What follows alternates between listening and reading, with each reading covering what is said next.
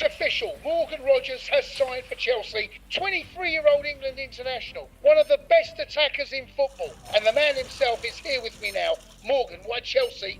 Why now? £117 million for a name from Aston Villa, who has never played in the Champions League knockout rounds. Well, we start with the major transfer story. Morgan Rogers is the most expensive British player, breaking the record set earlier this summer when Elliot Anderson joined Manchester City for £116 million.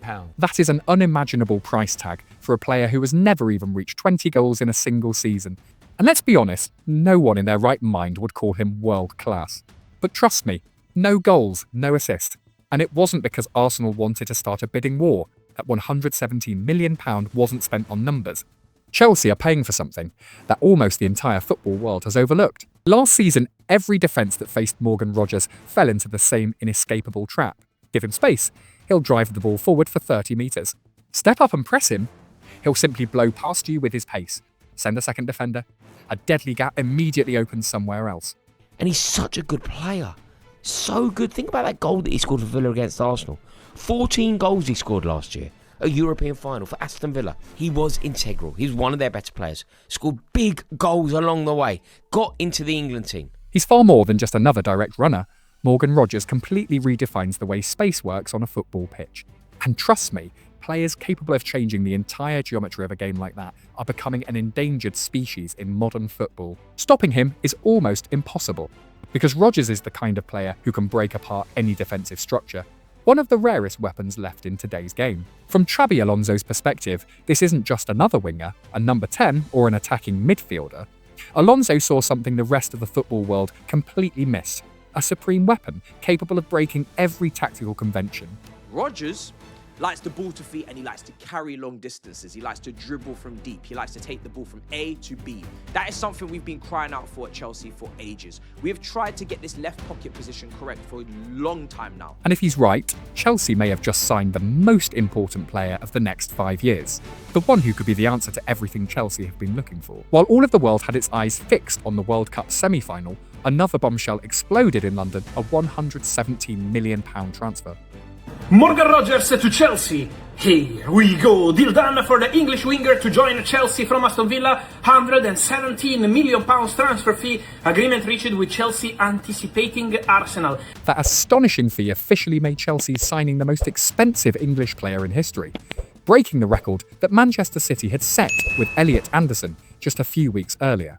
Watching two transfer records fall in the same summer tells you everything about how the Premier League continues to burn through money, and we're simply here to see just how far this madness will go.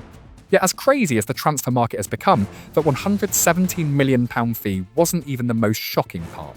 What stunned everyone even more was the fact that only a few weeks earlier, Rogers had been Arsenal's number one target, the reigning Premier League champions after waiting 22 long years to reclaim the title.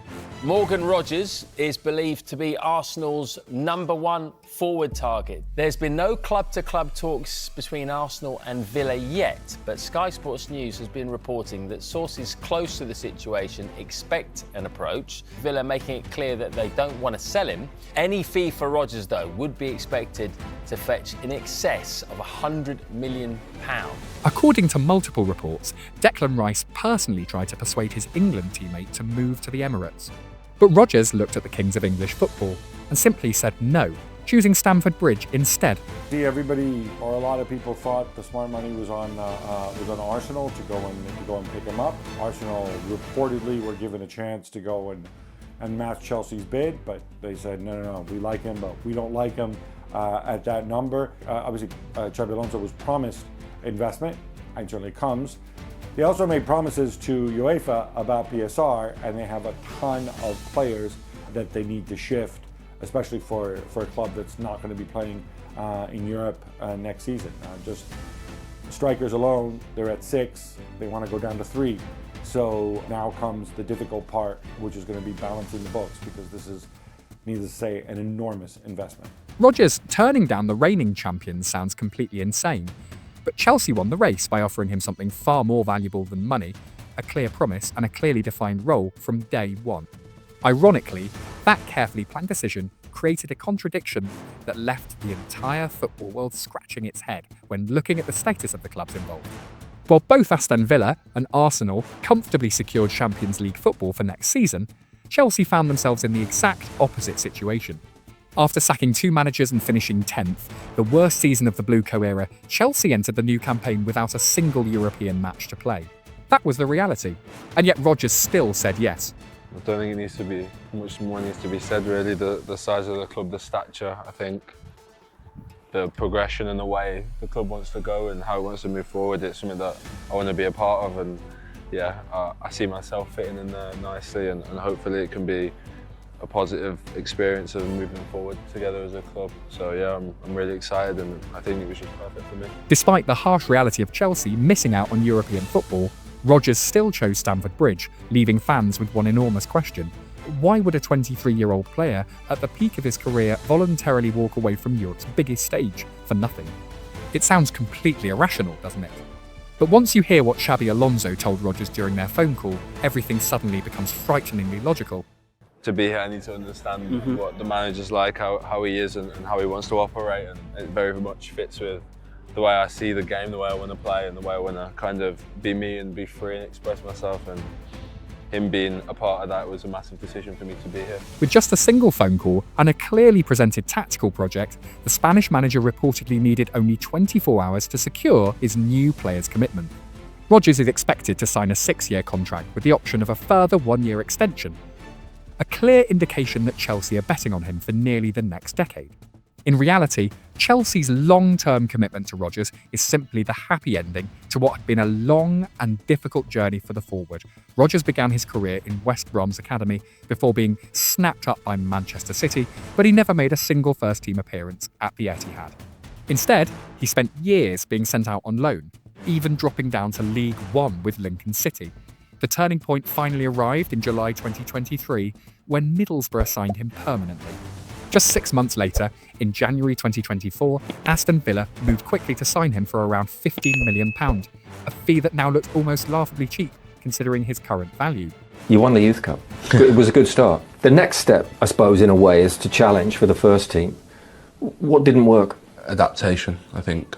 I struggled. Never experienced anything different, I suppose, in a footballing sense before then, and struggled to be me in kind of an all-stars team at that age group, and to fit in and to show my quality within that, which I found very difficult, being able to be me in a structured team that we had, whereas West Brom was I could be me and just play my game, whereas this, I'm surrounded by, everyone plays for their countries, whether it be England or different players we had, and having to adapt, I found that really difficult and really struggled. To get a game, you go on loan. You went on loan. East? Lincoln. South? Bournemouth. North? Blackpool. The Lincoln one went so well, playing with freedom, playing with confidence, a smile on my face, great group, great manager. After the struggle when I first went to City, the freedom, the excitement came back into my game, and kind of found myself again. Then the next one, didn't play, struggled for 7-8 months, lost myself again, lost my identity in terms of the player I wanted to be, and yeah, that confidence went. Then I get injured for 6 months. Then I go out on loan to Blackpool to play for a manager that I played with at Lincoln, just to get games, because I needed games after probably not playing for 18 months. He gets sacked after 2 games. Yeah, them three years were hard for different things. Without those 3 years, are you here now? No. That smart investment from Aston Villa provided the perfect platform for Rodgers to flourish. Under Unai Emery's guidance, he truly exploded. During the 2024-25 season, he produced outstanding numbers, scoring 14 goals and providing 15 assists in all competitions. His remarkable form earned him the Far Young Player of the Year award and was highlighted by a sensational Champions League hat-trick against Celtic, a performance that made him one of the youngest English players ever to achieve the feat. Morgan Rodgers has won the 24-25 PFA Young Player of the Year. A huge achievement for Morgan Rodgers. Unai Emery signed him from Middlesbrough, and in the short space of time went from playing Conference League football to Champions League football, scoring in the quarter-final away against PSG. He got his England call-up under Tuchel, And Morgan Rodgers' rise has been nothing short of remarkable, and he excites every single Aston Villa fan. Really proud, absolutely love Rodgers. Up the Villa and up the Morgan Rodgers. Building on that breakthrough, Rodgers entered the 25-26 season in a completely different position and continued reaching new heights. He finished the Premier League campaign with impressive numbers: 37 appearances, 10 goals and 6 assists. But that wasn't all. Rodgers also helped Aston Villa lift the Europa League trophy. From a raw talent in need of polishing, he had become a genuine champion. It's a great feeling in front of the fans, in front of the supporters that have travelled us everywhere this season, through the ups and downs, to give them this back is such a nice feeling. We thoroughly deserve it from everyone, from the players to the staff to everyone, and it's a great feeling. I can't quite believe it. All the goals I've ever scored, all from long distance to short distance, that's the best goal I've ever scored. To score in the final, there's nothing better. To lift a trophy with the team will be something remarkable, and I'm so happy.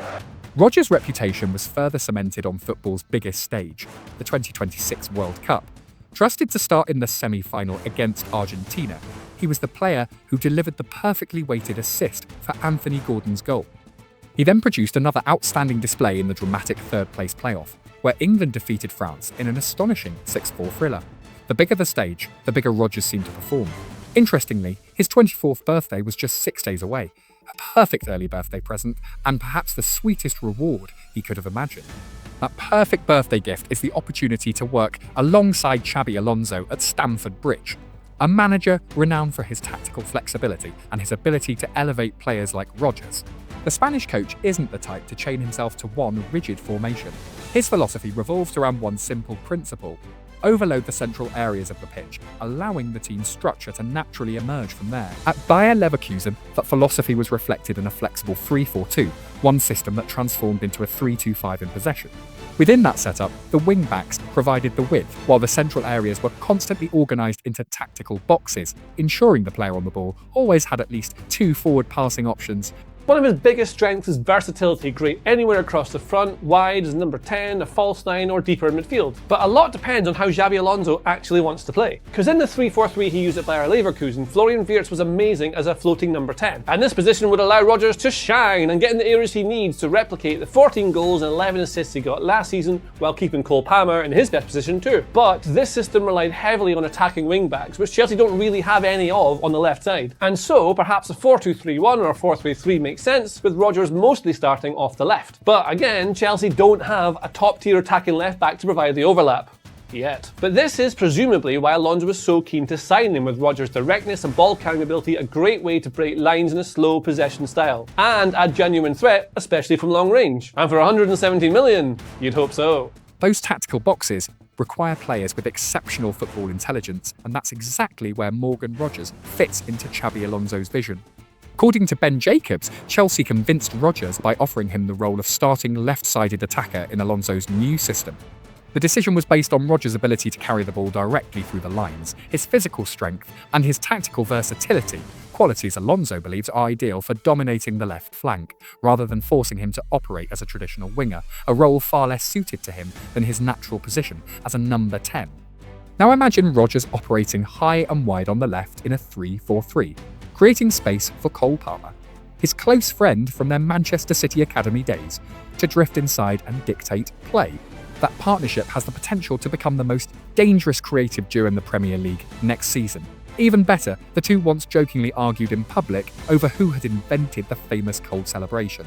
Now, instead of debating who owns it, they'll be performing it together every week in front of a roaring Stamford Bridge. Morgan Rodgers himself told Gary Lineker that he loves to play more central, so he's involved in the game, which suggests he isn't going to Chelsea to be a conventional out-and-out winger, but instead to be an Alonso winger. A classic 4-2-3-1 with Rodgers through the middle and Palmer moved out wide would have made sense on the face of it, but then you've got Cole Palmer not being able to play at his best. The use of 2-10s gives both Palmer and Rodgers the autonomy and freedom to have their own pockets of space both centrally and out wide, but also they can just move freely and do what they want. That predicted chemistry between the two close friends becomes even more exciting once you look at Rodgers' unique qualities, beginning with his outstanding ability to carry the ball directly through opposition lines.